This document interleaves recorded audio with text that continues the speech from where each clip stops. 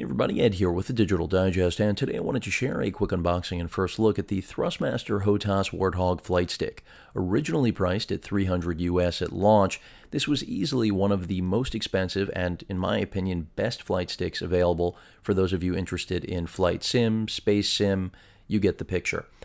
It has come down in price significantly. You can now find it for roughly $200, maybe even less. On any given day, it probably sits around $250. Some retailers still pushing that $300 price, and that's because really it's unmatched. Now keep in mind, this is only the flight stick. Even though you see HOTAS on the box, it does not include a throttle unit. That is a separate purchase that I believe Thrustmaster just started selling, or at least it's delivering to the retail channel finally on its own. But for my needs, I only needed a stick itself. I'm going to be using this in conjunction with a gamepad, the Logitech gamepad, basically for titles like Elite Dangerous, Battlefield, things of that nature. You can see the U.S. Air Force logo here, and that's because you are literally getting a flight stick straight out of our Army's cockpit, basically. They've paid for the licensing to create an exact replica, and that's what you're getting. And that's part of the reason that this is such a unique flight stick. So just a quick rundown of the box. I've already actually taken it out of the box, haven't unboxed it formally. It's still in the styrofoam, or the box inside the box is what I should say. And it is a very heavy unit. You can definitely tell you are getting what you pay for when it comes to the quality. I haven't actually used it yet, but just take a look at some reviews online, and the only thing anyone could really complain about is the price they're paying for this. And that's because it is expensive, but again, you are getting something that really is unmatched. And the combo's great if you need it. It's only a little over $400 on Amazon right now. But if you don't require the combo, I see no reason not to get the stick on its own. Of course, that's why I'm sharing it with all of you. So here is the box inside the box. And let's open it up. And again, this is predominantly going to be used for Elite Dangerous, as well as Battlefield, maybe Hardline. Of course, Battlefield 4, already a pretty good application. We've got a styrofoam party here. Let's see if I can get this out cleanly without creating a gigantic mess. Actually, some paperwork here first, which essentially I'm assuming is just instructions and warranty. And for those of you unfamiliar with Thrustmaster, they've been around forever. And there are a lot of good options in this segment, so you don't have to spend this sort of money.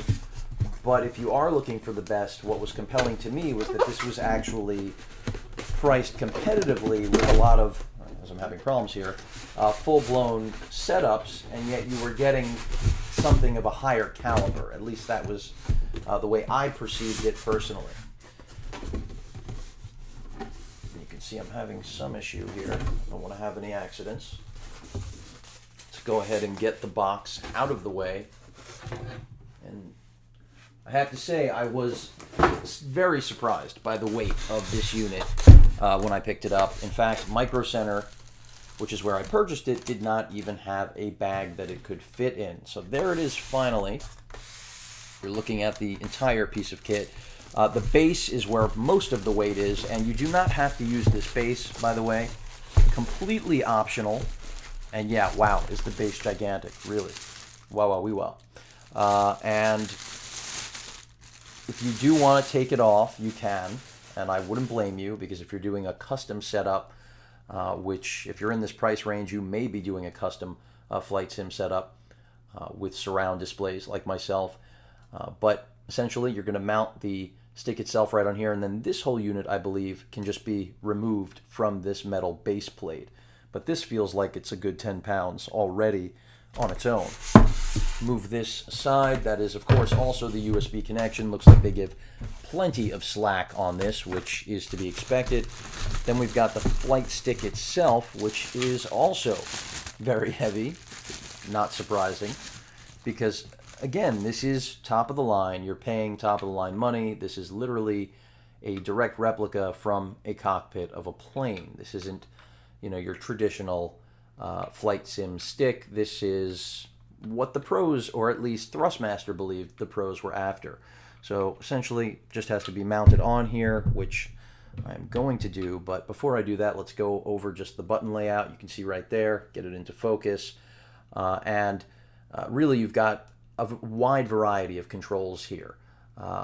Basically everything that you would need in a flight sim. Forget about a game like Elite Dangerous that I'll be playing. I mean, so many buttons.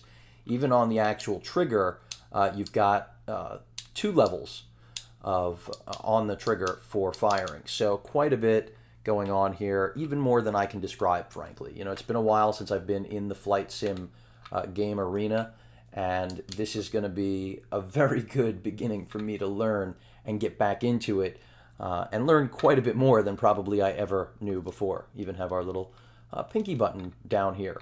And also I'll be interested to see, you know, when they make available, let's see if I can just screw this on, when they make available the actual the balance of the HOTAS, which I was mentioning before, because I would absolutely, without hesitation, purchase that separately. It makes sense to get it. After all, you're talking about having a complete unit. I don't want to break this trying to do this blind during the video, but I will set it up eventually.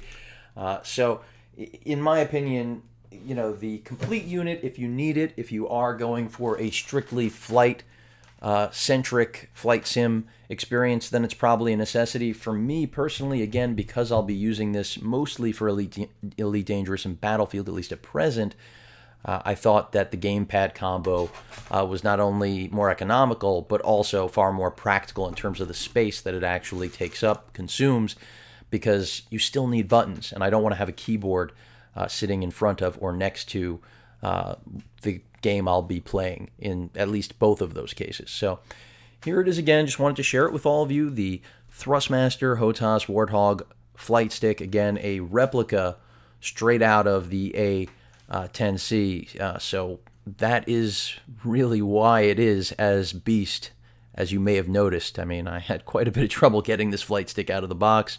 Not something I had originally anticipated. Hope you all enjoyed the unboxing. Any questions or comments, please feel free to post them. And of course, as usual, please feel free to subscribe. Later.